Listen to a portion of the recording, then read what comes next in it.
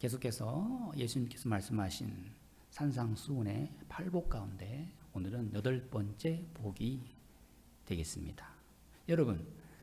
여러분은 사람을 무엇으로 평가합니까? 여러분은 사람을 어떻게 평가합니까? 프랑스는 중산층을 말할 때, 즉 보통 사람에 대해서 기준을 말할 때, 첫째, 외국어 하나는 할 수 있는 사람.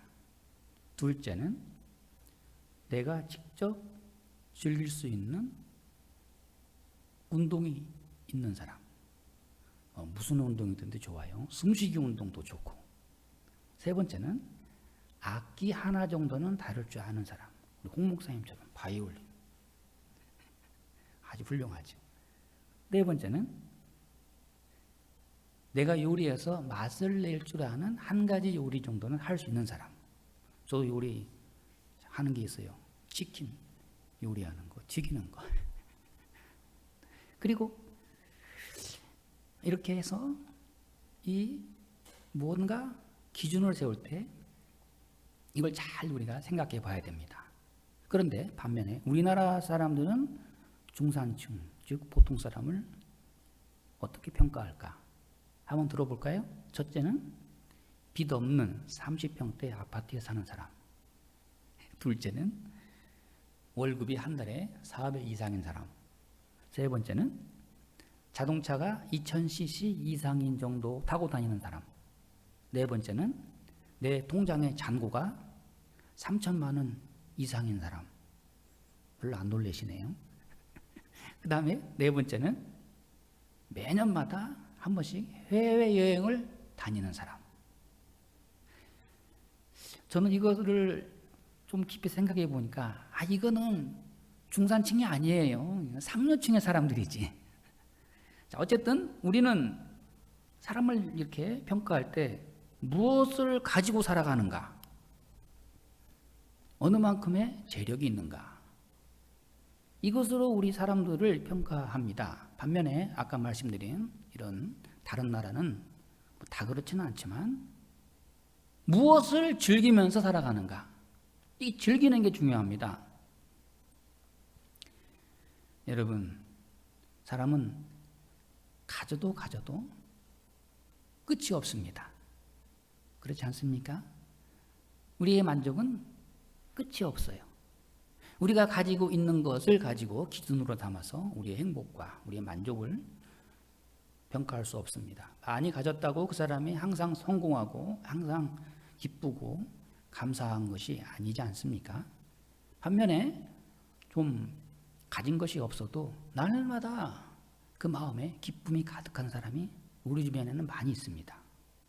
또 사람이 많이 배웠다 그래서 많이 안다고 그래서 그 사람이 항상 마음에 기쁨이 가득한 것도 아닙니다. 아니 학력이 없어도 별로 많이 배운 것이 없어도 항상 겸손하고 또 마음에 기쁨이 가득한 사람을 우리는 주변에서 많이 볼 수 있습니다. 사람을 평가함에 있어서 이와 같이 무엇을 얼마나 가졌느냐가 아니라 무엇을 즐길 줄 아느냐. 여러분은 무엇을 즐기며 살아갑니까? 운동을 즐깁니까? 음악을 즐깁니까? 드라마를 즐깁니까? 아니면 반대로 술을 즐깁니까? 아니면 도박에 빠져서 즐기는 사람입니까? 어떤 기쁨을 누리면서 살아가는가에 따라서 그 사람의 삶의 가치가 드러나는 것입니다. 두 번째, 사람에 대한 평가는 첫째는 제가 말씀드렸죠. 무엇을 즐기는가. 두 번째는 어떠한 성격의 고난을 당하고 사느냐. 어떤 고생을 하면서 살아가느냐. 우리는 모두가 다 어차피 누구나 예외 없이 고난을 당하게 돼 있습니다. 이 그리스도인 된 하나님의 자녀된 그 입장에서 보면 고난은 선택이 아니에요. 이건 하나의 과정이요. 필수 코스입니다. 문제는 그 고난 속에서 살아가는 그리스도인이 어떤 마음으로 살아가느냐. 그렇기 때문에 우리 그리스도인의 삶을 역설적인 은혜라 이렇게 정의할 수 있습니다. 본문의 말씀에 박해를 받은 자는 복이 있다. 아니 왜 박해가 왜 복이 됩니까? 어쩌다가 핍박당하고 또 손해보고 어려움을 당하는데 왜 예수님은 그러한 자가 복이 있느니라 이렇게 우리에게 말씀해 주고 있습니까? 근데 분명한 것은 우린 그걸 인정해야 됩니다. 성경에서 말하는 바로 하나님의 자녀의 모습이기 때문입니다. 복받은 하나님의 자녀의 모습이라고 우리에게 말씀해 주고 있습니다. 박해를 받은 자, 즉 나 자신을 핍박당하도록 허용한 사람들 또는 핍박을 견딘 사람들 또는 단 한 번이라도 박해를 받아본 사람이라는 뜻입니다. 산상수훈의 8복 말씀 중에서 오늘 이 8번째 복은 바로 의를 위하여 받는 자의 복을 우리에게 말씀해 주고 있습니다. 오늘 말씀에 이 박해라는 그 근본적인 의미를 우리가 마음에 깊이 담아 두어야 합니다. 즉 박해는 천재가 아닙니다. 요즘에 이상 기온으로 인해서 여러 나라에 막 산불이 발생해 가지고 엄청난 피해가 많이 일어나지 않았습니까? 그 피해 본 그런 많은 사람들이 손해를 보긴 했지만은 이런 걸 두고 우리는 박해라고 말하지 않습니다. 지난주에도 보니까 자동차 한 대가 지하 주차장에서 가스차가 폭발해가지고 차량 660대가 손해를 보았습니다. 그렇다고 해서 이런 걸 두고 우리는 박해받았다 이렇게 말하지 않습니다. 박해는 그런 자연재해가 아니고 인재입니다. 사람과의 관계, 그런 모든 하나님께서 허락하시는 그 상황 속에서 일어나는 바로 그 고난을 우리에게 말씀해 주고 있는 것입니다. 또한 두 번째는 자기 잘못으로 인해서 당하는 고통을 우리는 박해라고 말하지 않습니다. 내 잘못 없이 억울하게 당하는 고난만이 박해다. 이것을 우리가 깨달아야 됩니다. 셋째는 나아가서 박해는 과거사가 아닙니다. 오늘 현재와 다가올 미래를 바라보면서 한편으로는 그 박해로 인해서 점점 더 마음에 깊은 고통이 내게 더 많아지고 또 깊어만 갑니다. 우리의 몸만이 아니라 우리의 마음도 우리의 영혼까지도 힘들게 하는 이것이 진정한 박해입니다. 그런데 오늘 말씀에 이렇게 당하는 사람들에게는 천국이 그들의 것이니라. 할렐루야. 여기에 복음의 역설적인 은혜가 있음을 우리가 깨달아야 됩니다. 오늘 말씀에 의를 위하여 박해를 받는 자는 복이 있다. 이것이 무엇을 의미하는 것인가? 먼저는 우리가 당하는 고난에 대해서 베드로전서 2장 19절에서 우리에게 말씀해 주는 본문이 있습니다. 부당하게 고난을 받아도 하나님을 생각함으로 슬픔을 참으면 이는 아름다우니. 하나님을 생각함으로 받는 박해는 뭐라고요? 아름답다, 은혜롭다. 근데 문제는 부당한 고난입니다. 억울한 고난. 왜 고난을 당해야 되는지, 왜 핍박을 당해야 되는지 그 이유를 알 수 없어요. 마치 욥의 고난처럼 까닭 없이 당하는 그 고난. 그래서 욥의 고난은 의인이 받는 고난입니다. 이 고난의 원인이 무엇이고 또 이 고난으로 인해서 오는 결과가 무엇인지를 알 수가 없어요. 그럼에도 하나님은 우리에게 아름답도다, 은혜롭다. 자, 중요한 것은 까닭없이 당하는 부당한 고난이 있습니다. 우리가 운전할 때도 그렇습니다. 자동차 운전을 하면 요즘에 제가 신문에 보니까 음주운전보다 무서운 게 뭘까요? 졸음운전이죠. 졸음운전, 몽롱한 가운데 운전하는 것이 알코올 수치 0.01 수치보다 높아가지고 요즘 이런 뻑하면 나는 사고들 대부분이 다 졸음운전이에요. 자, 이렇게 다른 사람이 그렇게 운전 부주의로 인해서 낸 사고에 내가 손해를 봤습니다. 억울한 고난이죠. 부당한 고난이죠. 자, 이런 고난이 있습니다. 그러나 여기에도 하나님의 뜻이 있습니다. 그리고 베드로전서 또 20절 말씀에 죄가 있어 매를 맞고 참으면 무슨 칭찬이 있으리요. 이것은 억울한 고난이 아니에요. 내가 내 잘못으로 인한 고난을 우리에게 말씀해 주고 있는 것입니다. 거의 모든 대부분의 박해와 핍박과 고난이 다 여기에 속합니다.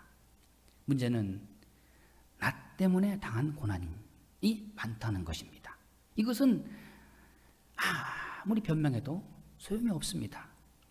내 실수와 내 잘못으로 인해서 오는 그런 고난, 그것 때문에 내 마음도 병들고 내 몸도 병들고 내 심령도 상하고 원인은 나에게 있는 거예요. 그렇기 때문에 여기에는 상급과 칭찬이 없는 것입니다. 자, 그런데 또 그 다음 말씀 보면은 선을 행함으로 고난을 받고 참으면 이는 하나님 앞에 아름다우니라. 이것이 우리에게 영광이 되는 것입니다. 선을 위하여, 오늘 말씀에 의를 위하여. 이것은 억울하게 당하는 것도 아니고 내 실수로 당하는 고난도 아니고 이것은 오직 하나님의 나라를 위하여. 할렐루야.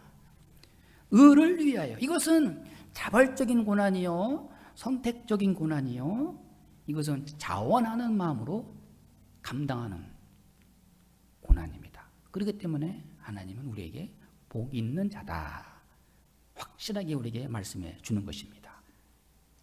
21절 말씀에도 이를 위하여 너희가 부르심을 받았으니 그리스도도 너희를 위하여 고난을 받으사 너희에게 본을 끼쳐 그 자취를 따라오게 하려 하셨느니라. 그 모든 고난의 모델이 되신 분은 우리 예수 그리스도. 의를 위하여 당한 고난, 바로 이 고난의 대표적인 분이 바로 우리 예수님이십니다. 할렐루야. 우리 예수님께서 당하신 고난을 깊이 들여다보고 그 안에서 오는 그 의미를 우리가 깊이 깨닫게 되면 무궁한 하나님의 진리가 있고 은혜가 있고 하나님의 인도하심이 있습니다. 예수님께서 당하신 고난은 딱 한 가지, 뭡니까? 십자가 고난이죠. 십자가의 고난이야말로 우리의 의를 위해서, 우리의 생명을 살리기 위해서, 하나님의 나라를 구하기 위해서, 우리를 의롭다 하시기 위하여서 예수님께서 친히 자발적으로 당하신 고난입니다. 예수님의 그 십자가 사건을 가만히 들여다보면 십자가 사건, 십자가 죽음, 십자가의 고통, 이것은 얼마든지 십자가 안 지을 수도 있는 상황이었습니다. 성경을 보면 그래요. 이 십자가 얼마든지 피할 수 있었습니다. 그러나 예수님께서는 자원해서 자발적으로 십자가 고난을 당하십니다. 그 예루살렘의 그 6월절을 맞이해서 그 유다 백성들은 그 6월절마다 살인 강도 하나씩을 석방해 주는데 당연히 예수님을 석방해 줘야죠. 죄 없으신 예수님을 가두었으니까. 그런데 성난 군중들이 바라바를 놓아주라, 바라바를 놓아주라, 그리고 예수를 십자가에 못 박아라. 그 수많은 무리들이 예수님을 따르던 그 많은 무리들이 예수님을 십자가에 못 박아라. 예수님은 다 알고 계십니다. 무엇을요? 그 앞에 십자가가 기다리고 있다는 것을. 또 하나가 바로 예루살렘 성전에 예수님은 들어가십니다. 그 마지막 6월절에 예루살렘 성전을 들이닥치게 아주 그냥 강압적으로 들어가시고, 그 요한복음 2장 13절에 보면 유대인의 6월절이 가까운지라 예수께서 예루살렘으로 올라가셨더니, 예수님은 알아요. 이번이 마지막 6월절의 입성이라는 것을, 예루살렘 입성이라는 것을 알아요. 이번에 꽝 하고 한번 부딪히면 이제는 완전히 여기서 결판 난다. 예수님은 알고 계십니다. 이 예루살렘 성전에 들어갔더니 여기에 많은 사람들이 이 예루살렘 거룩한 성전을 장사의 소굴로 만들어 놨어요.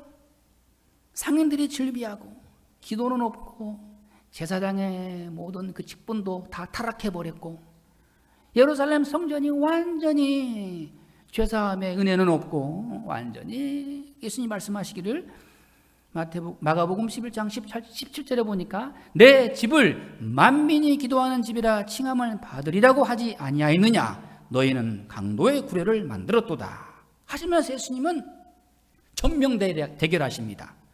예수님은 정면 돌파하십니다. 어쩌면 이와 같은 정면 대결, 정면 돌파만 없었더라도 예수님은 십자가 안 지실 수 있는 것입니다.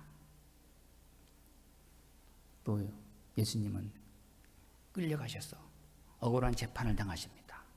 빌라도 앞에서 예수님은 판결을 받습니다. 그 빌라도, 그 예수님을 재판하는 빌라도의 마음에는 고민이 많아요.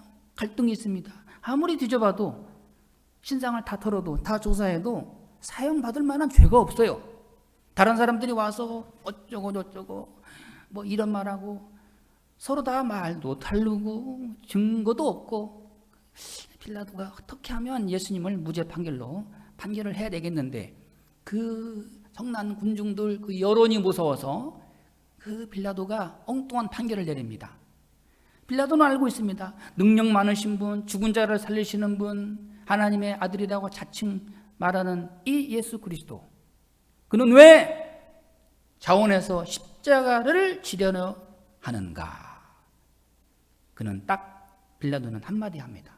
그 당당하신 예수님 앞에서 빌라도가 외칩니다. 이 사람을 보라. 이 사람 도대체 이해가 안 가는 사람이다. 이 사람 도대체 누구인가? 누구예요? 하나님의 아들이시죠. 우리를 위하여 대속으로 오신 그리스도이시기 때문에 예수님은 침묵하십니다. 그 순간 빌라도 앞에서 얼마든지 진실을 말할 수 있습니다. 여기까지 끌려온 것, 이 모든 상황의 그 모순된 상황들, 이 모든 사건 속에는 다 그 음모가 있다는 것을 예수님께서 낱낱이 진실을 다 밝힐 수 있지만 예수님은 침묵하십니다. 그리고 그대로 십자가를 지십니다. 바로 이와 같은 예수님의 고난, 이것이야말로 선택적 고난, 바로 의를 위하여 당하는 고난입니다. 사랑하는 여러분, 우리는 어떤 고난을 당하고 있습니까? 고난 당하고 안 당하고가 문제가 아닙니다. 내가 당하는 고난의 성격, 내가 당하고 있는 내 마음의 고통의 그 내용이 중요한 것입니다. 아직도 인간관계에 매여서, 사람들과의 소통에서 그런 거에 너무 우리가 마음이 흔들리고 그러면 안 되는 거예요. 할렐루야! 우리는 하나님의 나라, 복음을 위해서 부름받은 하나님의 택한 자녀입니다. 우리 앞에는 엄청난 큰 천국문이 우리를 기다리고 있습니다. 그러나 우리가 이 땅에 살아가는 동안에 끝없는 그 유혹 앞에 우리가 살고 있지만, 우리가 당하는 고민과 박해와 핍박을 우리는 잘 구별해야 됩니다. 하나님은 우리에게 말씀하십니다. 고난 없는 자가 복이 있다고 말씀하지 않으시고, 오늘 말씀에 의를 위하여 고난을 당하는 자가 복이 있느니라.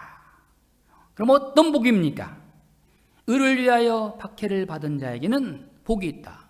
왜 복이 따라오는 것입니까? 무엇 때문에 복이 있다고 말씀하시는 겁니까? 아니, 오늘 당장에 무슨 돈보따리가 하늘에서 떨어지는 것도 아닌데 왜 그렇게 하나님은 확실하게 우리에게 복이 있다 말씀하는 것입니까? 첫째는 악으로부터 박해를 당하는 것이 바로 내가 하나님의 아들이라는 것을 증거해 주기 때문입니다.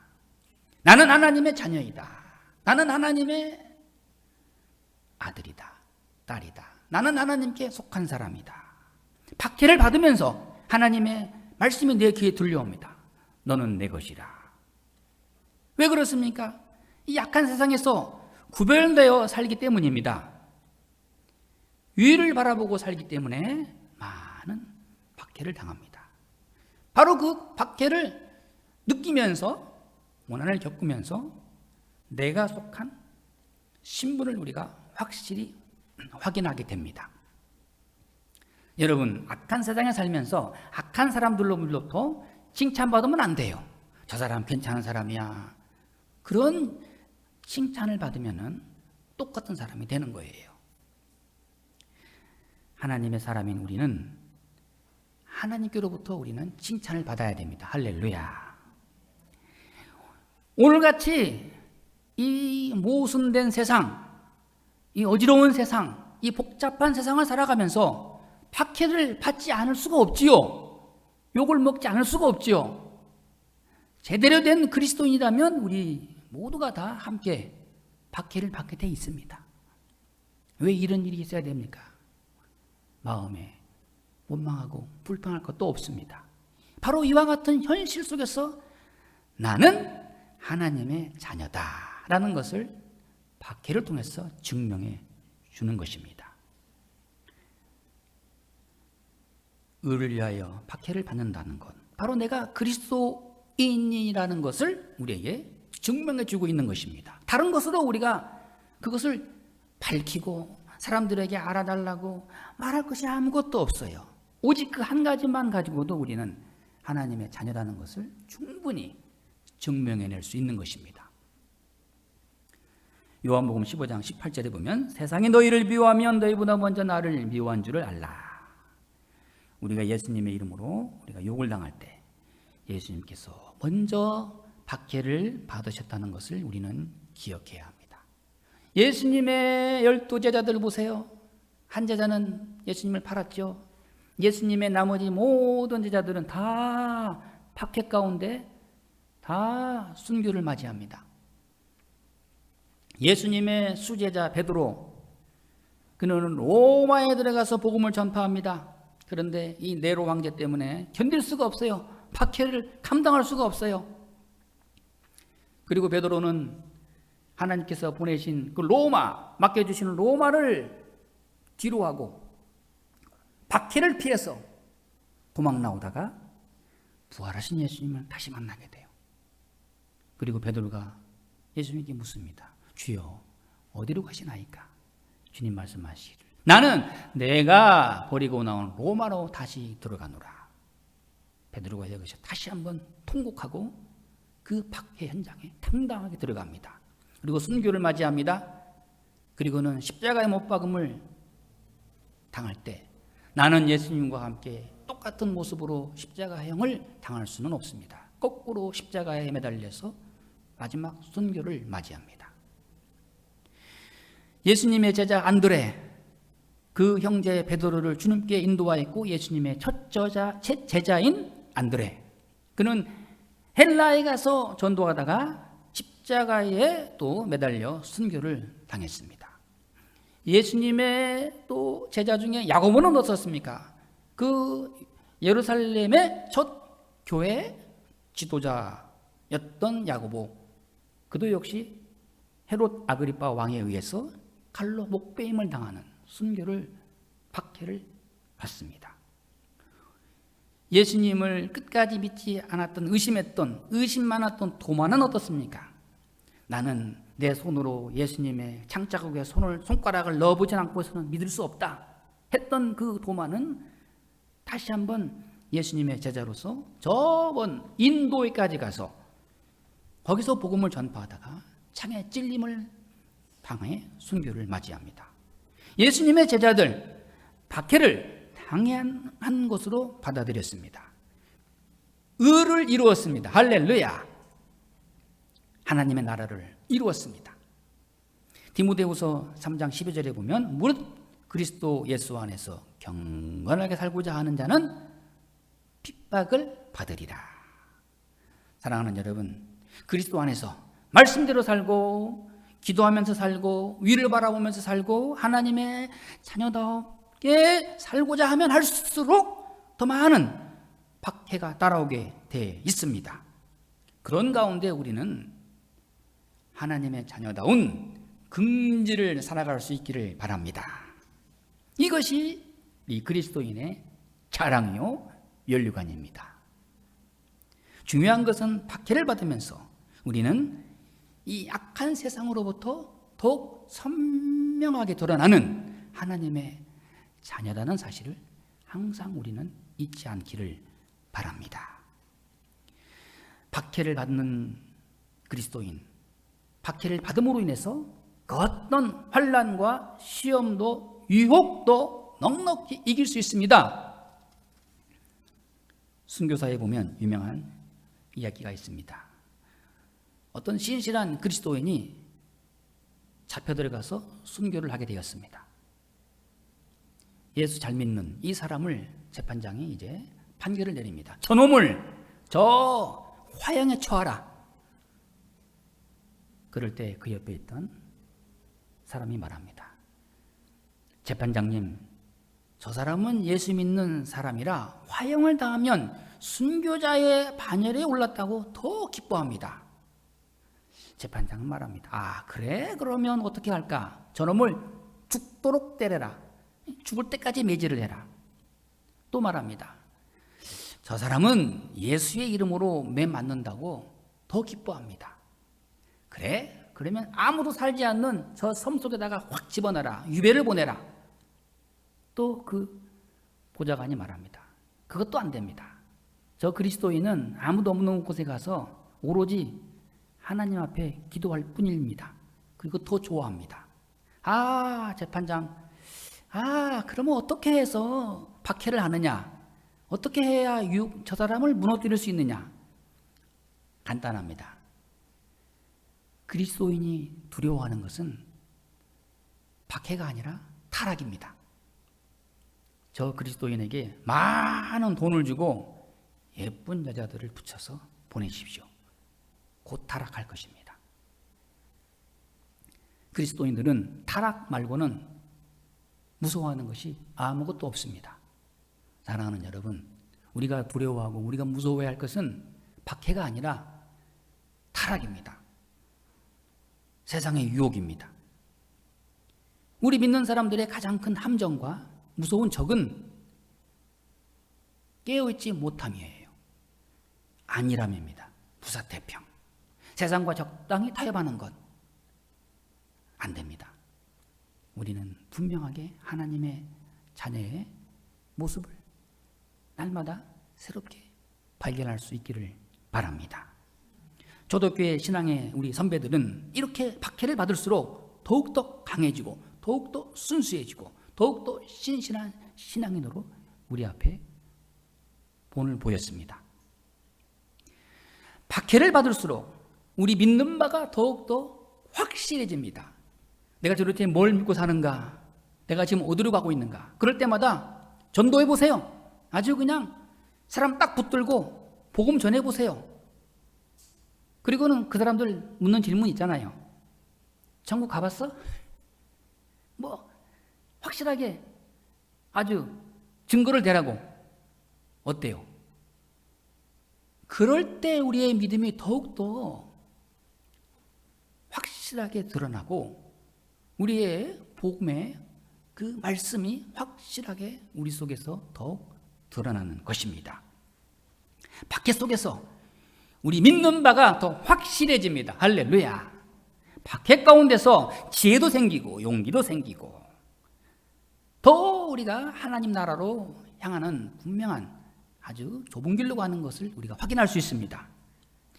박해를 받는 바로 그 현장 속에서 우리는 하나님의 세미한 음성을 들을 수 있습니다. 박해받는 가운데 하나님 아버지 하고 기도만 하는 하나님께서 뭐라고 말씀하십니까? 풀려온다니까요. 알았다. 내 마음을 다한다. 할렐루야. 그러니 용기를 내라. 힘을 내라. 뒤를 돌아보지 말라. 하나님의 은혜를 우리가 깨닫게 되는 것입니다. 박해를 받을 때 그동안 나 중심, 내 세계관 안에서 맴돌던 그 좁은 영역이 하나님의 나라로 확장됩니다. 하나님의 영원한 영광을 바라보게 됩니다. 로마서 8장 18절 말씀에 생각컨대 현재의 고난은 장차 우리에게 나타날 영광과 좋게 비교할 수 없도다.